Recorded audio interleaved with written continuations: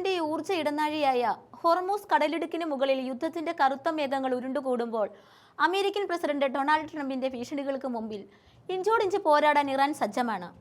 ഇറാന്റെ ജീവരക്തമായ വൈദ്യുതി നിലയങ്ങളെയും തന്ത്രപ്രധാനമായ പാലങ്ങളെയും തകർക്കുമെന്ന ഭീഷണി വെറുമൊരു നയതന്ത്ര മുന്നറിയിപ്പല്ല, മറിച്ച് 9 കോടിയിലധികം വരുന്ന ഒരു ജനതയുടെ ജീവിതത്തെ ഇരുട്ടിലഴ്ത്താനുള്ള സാമ്രാജ്യത്വത്തിന്റെ പരസ്യമായ വെല്ലുവിളിയാണ്. എന്നാൽ അമേരിക്കൻ ഗർവിനും ഭീഷണികൾക്കും മുമ്പിൽ തലകുനിക്കാത്ത ഒരു ജനതയുടെ നിശ്ചയദാർഢ്യമാണ് ഇന്ന് ഇറാനിലെ ഓരോ തെരുവിലും നാം കാണുന്നത്. ഇറാന്റെ ഊർജ്ജ ഭൂപടത്തിലെ ഏറ്റവും തിളക്കമുള്ള നക്ഷത്രമാണ് ടെഹ്റാനിൽ നിന്ന് 50 കിലോമീറ്റർ അകലെയുള്ള ദമാവന്ത് പവർ പ്ലാന്റ്. 2868 മെഗാവാട്ട് ഉൽപാദന ശേഷിയുള്ള ഈ കൂറ്റൻ നിലയം മിഡിൽ ഈസ്റ്റിലെ തന്നെ ഏറ്റവും വലിയ താപവൈദ്യുത നിലയങ്ങളിൽ ഒന്നാണ്. അത്യാധുനികമായ കമ്പൈൻ സൈക്കിൾ സാങ്കേതികവിദ്യ ഉപയോഗിച്ച് പ്രവർത്തിക്കുന്ന ഈ പ്ലാന്റ് ഇറാന്റെ നിലനിൽപ്പിന്റെ നട്ടെല്ലാണ്. ദശലക്ഷക്കണക്കിന് വീടുകളിലേക്കും ആശുപത്രികളിലേക്കും വ്യവസായശാലകളിലേക്കും വെളിച്ചമെത്തിക്കുന്ന ഈ കേന്ദ്രത്തെ ലക്ഷ്യം വെക്കുന്നതിലൂടെ ഒരു ജനതയെ മുഴുവൻ നിശബ്ദമാക്കാമെന്നാണ് അമേരിക്ക കരുതുന്നത്. എന്നാൽ ദമാവന്ത് വെറും ഒരു കോൺക്രീറ്റ് കെട്ടിടമല്ല, അത് വെറും ഇറാന്റെ അതിജീവനത്തിന്റെ പ്രതീകമാണ്. ഇറാന്റെ ശാസ്ത്ര സാങ്കേതിക മികവിന്റെ അടയാളമായ ബുഷഹർ ആണവ നിലയത്തിന് നേരെ ഉയരുന്ന ഭീഷണികൾ അതീവ ഗുരുതരമാണ്. 1000 മെഗാവാട്ട് ശുദ്ധമായ ഊർജം ഉൽപ്പാദിപ്പിക്കുന്ന ഈ സിവിലിയൻ ആണവ നിലയത്തിന് നേരെയുള്ള ഏതൊരു സൈനിക നീക്കവും അന്താരാഷ്ട്ര യുദ്ധവിമാനങ്ങളുടെ നഗ്നമായ ലംഘനമാണ്. അത്തരമൊരു സാഹസത്തിന് അമേരിക്ക മുതിർന്നാൽ ഉണ്ടാകാവുന്ന റേഡിയോ ആക്റ്റീവ് ചോർച്ച ഇറാന്റെ അതിർത്തികളിൽ മാത്രം ഒതുങ്ങില്ല. അത് പേർഷ്യൻ ഗൾഫിലെ അയൽ രാജ്യങ്ങളെ കൂടി ബാധിക്കുന്ന ഒരു ആഗോള പാരിസ്ഥിതിക ദുരന്തത്തിന് വഴിവെക്കും.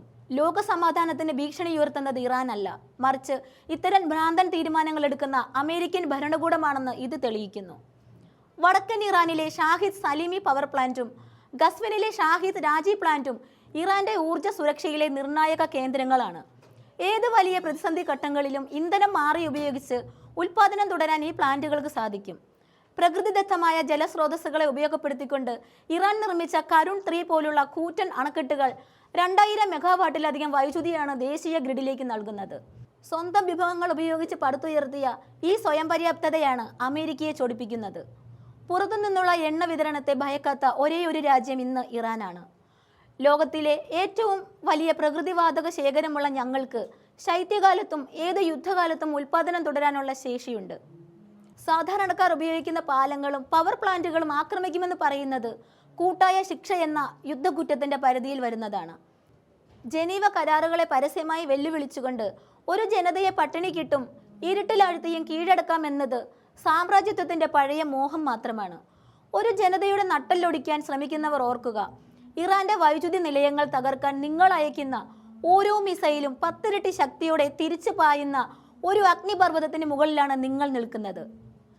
ഇറാന്റെ പരമാധികാരത്തിൽ മേലുള്ള ഈ കടന്നുകയറ്റത്തിനെതിരെ നടത്തുന്ന പ്രതിരോധം നീതിക്കും അന്തസ്സിനും വേണ്ടിയുള്ള പോരാട്ടമാണ്. ഹോർമൂസ് കടലിടുക്കിൽ ഇറാൻ തീർക്കുന്ന പ്രതിരോധം ലോകമെമ്പാടുമുള്ള അധിനിവേശ വിരുദ്ധ ശക്തികൾക്കുള്ള ആവേശമാണ്.